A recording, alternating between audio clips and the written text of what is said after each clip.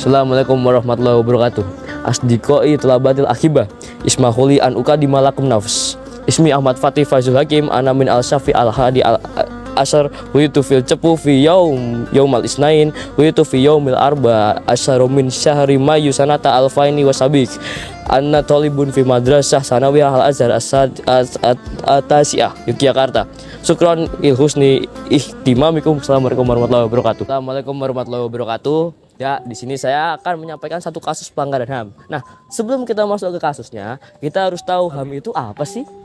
Hak asasi manusia atau biasa disingkat HAM adalah hak dan kebebasan fundamental bagi semua orang tanpa memandang kebangsaan, jenis kelamin, asal kebangsaan atau etnis, ras, agama, bahasa atau status lainnya. Atau bahasa gampangnya, HAM adalah hak yang kita miliki sebagai manusia, seperti hak untuk hidup, hak keamanan, hak untuk tidak diganggu, kebebasan dari perbudakan serta penyiksaan, dan yang lain-lain. Di negeri kita sendiri, hak asasi manusia tertulis dalam UU nomor 39 tahun 1999 yang berbunyi seperti di bawah ini.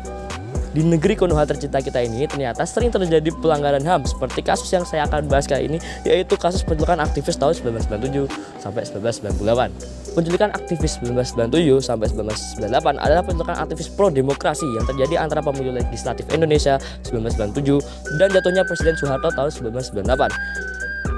Kasus penculikan aktivis 1997 sampai 1998 dilakukan oleh tim khusus yang bernama Tim Mawar yang dibentuk oleh Mayor Bambang Kristiono pada pertengahan Juli 1997. Penculikan ini terjadi pada tanggal 3 Februari 1998 sampai tanggal 27 Maret 1998. Selama periode 1997 sampai 1998, Kontras mencatat 23 orang telah dihilangkan oleh alat-alat negara. Adapun banyak korban atas penghilangan orang tersebut adalah 1 orang terbunuh, 11 orang disiksa, 12 orang dianiaya, 23 orang dihilangkan secara paksa, dan 19 orang dirampas kemerdekaan fisiknya secara semenang-menang. Komnas HAM menyimpulkan ada bukti permulaan yang cukup berupa pelanggaran HAM berat dalam kasus penghilangan orang secara paksa selama 1997 sampai 1998. Berdasarkan temuan tersebut, Kejaksaan Agung diminta oleh Komnas HAM untuk menindaklanjuti temuan tersebut. Komnas HAM juga memberikan hasil laporan ke DPR RI yang diminta agar Presiden Susilo Bambang Yudhoyono memerintahkan Jaksa Agung untuk menuntaskan kasus penghilangan para aktivis 1997 sampai 1998. Namun pihak Jaksa Agung mengembalikan laporan penyelidikan Komnas HAM tersebut dan sampai hari ini tidak ada kejelasan. Continuing crimes. Pendapat saya soal kasus ini tentu saja saya mengecam apa yang dilakukan oleh orang-orang ini. Karena kasus tersebut melanggar sangat banyak HAM seperti hak untuk diakui sebagai pribadi di hadapan hukum, hak atas kebebasan dan keamanan seseorang, hak untuk tidak menjadi sasaran penyiksaan dan perlakuan atau hukuman lain yang kejam, tidak manusiawi atau merendahkan martabat, hak untuk hidup ketika orang yang hilang itu dibunuh, dan masih banyak lagi HAM-HAM yang direbut dan dilanggar. Nah, kasus ini juga bertentangan dengan potongan ayat surat Al-Maidah ayat 30 yang berbunyi, oleh karena itu kami terapkan suatu hukum bagi Bani Israel.